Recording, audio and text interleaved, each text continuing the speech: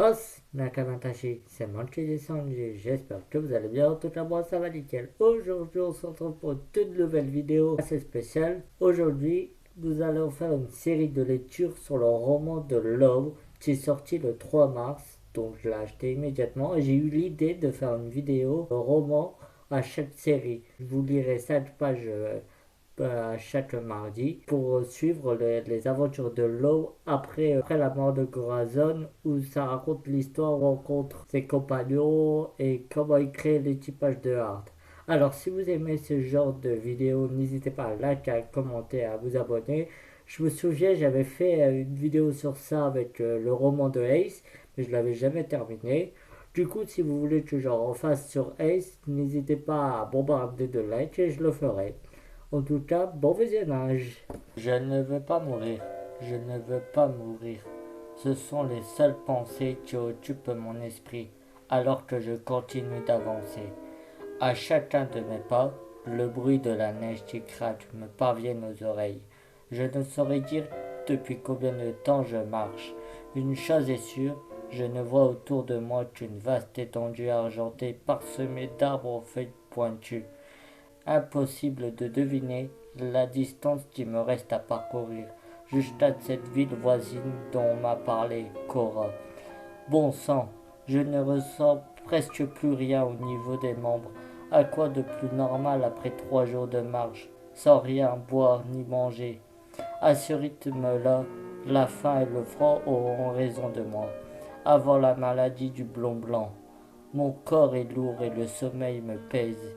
L'idée de me laisser tomber tout simplement dans la neige pour pouvoir peut-être en finir sans trop souffrir me traverse l'esprit. Non, je ne dois pas.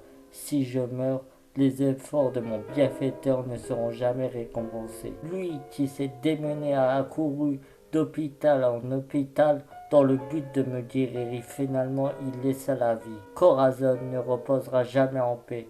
Je sors un scalpel de la petite poche accrochée à ma taille et là, ah! Je me lacère volontairement le bras gauche. Voilà, comme ça, adieu, sommeil.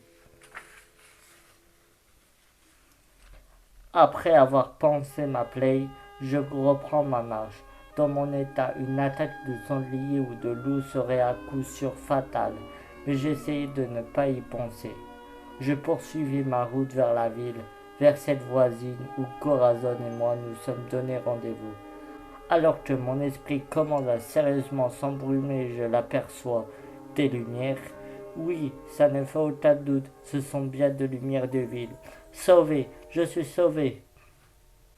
Pile au moment où je prononce ces mots, je sens ma démarche se délester d'un poids. Une fois arrivé, je trouvais de quoi manger. Je pourrais avaler une soupe chaude et dormir profondément sur un matelas moelleux.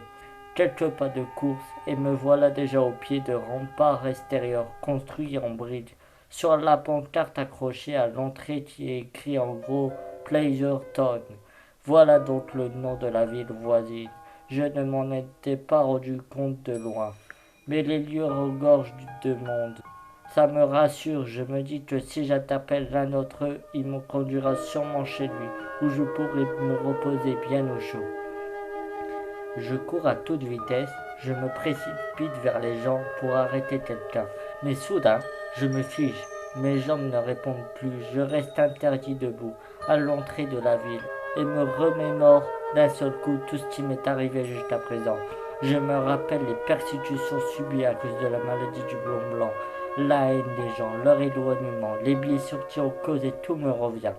Tous ces souvenirs que je voudrais oublier refont surface, les uns après les autres. La mise en quarantaine de Flavence, ma ville natale surnommée la ville blanche, par ces personnes persuadées que la maladie du blond blanc était contagieuse. Le gouvernement qui nous abandonna, la guerre qui débuta et ma mère, mon père et ma soeur et mes amis de l'église qui furent assassinés. Je me souviens aussi de ma fuite, cachée dans une montagne de cadavres, de la façon ignoble dont on nous traita lorsque Corazon et moi avons fait la tournée des hôpitaux, des souvenirs tout plus misérables les uns que les autres, le jour où ma ville fut brûlée et mes proches tués. J'ai décidé que je ne croirais plus en rien, ni personne. Si je les rejoignais par la suite, Doflamingo et la Don Quichotte Family, c'est uniquement parce que avant de mourir, je voulais mettre le monde sans dessous. Il ne me restait qu'une chose, le désespoir. Néanmoins, Corazon fut le seul à pleurer pour moi, le seul à pleurer et dans ses sanglots à prononcer mon nom. Alors que pour moi, ce monde n'est plus que l'antichambre de l'enfer, et que je croyais ne plus rien avoir à espérer de King Kong. La façon dont agit Corazon à mon encontre me poussa à donner une seconde chance aux gens, et de nouveau croire en l'humain. Mais là, maintenant, mon corps refuse de bouger. J'ai peur d'entrer dans cette vie qui grouille de monde. Je me dis que si ça se trouve, on va de nouveau s'acharner sur moi, qu'on me fera encore plus de mal. Qu'est-ce que j'ai déjà connu? Le fait d'y penser provoque en moi une peur qui me coupe les jambes et me fait trembler. Malgré tout, j'arrive à faire un pas, puis deux, et à pénétrer dans la bulle. J'avance un peu et je m'adresse à une personne en train de déneiger. Excusez-moi. Oh, bonjour. Mais votre visage... Zut, je suis découvert. Elle sait que j'ai la maladie du bonbon. Je vois déjà son regard m'assaillir. Un regard de haine. Un regard qui s'exprime toujours la même chose. Tu ne mérites pas de vivre. Ah, attendez, j'entends la voix de cette femme, mais je ne m'arrête pas. Je continue de courir jusqu'à ressortir de la ville. Je n'ai pas trouvé le courage de poursuivre cette conversation. Quelle minable. Koa, on dirait bien que malgré tout l'amour que tu m'as donné, je ne suis toujours pas en mesure de faire confiance aux gens. J'erre sans but avant d'entrer dans une grotte aperçue près du bord de mer. Ici, je devrais pouvoir supporter le froid. Mon ventre gronde. J'aimerais tant avoir de quoi manger. Je trouve un tas de branches séchées tombées près de la grotte et épargnées par la neige. J'en discerne des épaisses et des plus fines. J'en choisis quelques-unes de bonnes épaisseurs et use de la méthode de l'avril pour allumer un feu. Quelle ironie qu'une technique de survie apprise au sein de la Don Quichotte Family puisse me servir dans un moment pareil. J'approche mes mains du crépitement des flammes. Ah, un peu de chaleur. Cependant, le moment est mal choisi. Pour me prélasser, je me dis que je devrais chasser pour obtenir un bon morceau de viande. Mais je suis à bout de force. Et ce choix ne me semble décidément pas très réaliste. Alors j'attache un fil au bout d'une branche, choisie au hasard, creuse le sol, à la recherche d'un ver de terre, que j'accroche à son tour et laisse tomber ma ligne dans la mer, depuis la falaise la plus proche. Malgré la piètre qualité de ma canne à pêcher improvisée, j'attrape tout de suite de beaux gros poissons en bien gras. J'ai trop faim, je ne tiendrai plus longtemps. Je me dépêche de retourner à la grotte où je vide les poissons avant de les embrocher et de les mettre à cuire. Une odeur agréable s'élève de mon brasier. Ça a l'air beau. Je vais avaler ces poissons afin de reprendre des forces, puis je dormirai un peu avant d'envisager la suite. Alors que je réfléchis à tout cela, une violente douleur envahit mon corps, mes membres, ma tête, mon dos. J'ai mal partout, mal au point de vouloir crier. J'ai de plus en plus de peine à respirer. La poix, je savais pourtant que ça pouvait me tomber dessus à n'importe quel moment. J'aurais dû être plus prudent. 3 ans et 2 mois, c'est le calcul que j'ai effectué à partir des données médicales laissées par mes parents. Ma durée de vie à partir du jour où j'ai attrapé la maladie du blond blanc.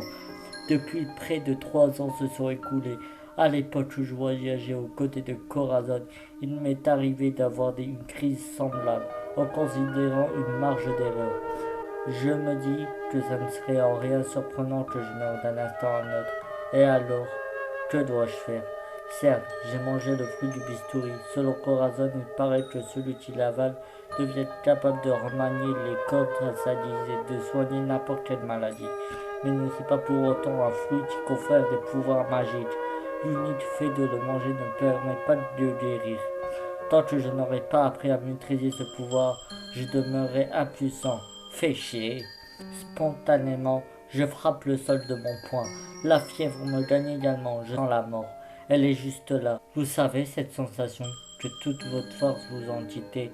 Mes jambes vaillissent, je sens celle et tombe à la reverse. Non, je ne dois pas abandonner. Le fruit du bistouri dont j'ai hérité, Cora l'a payé de sa vie.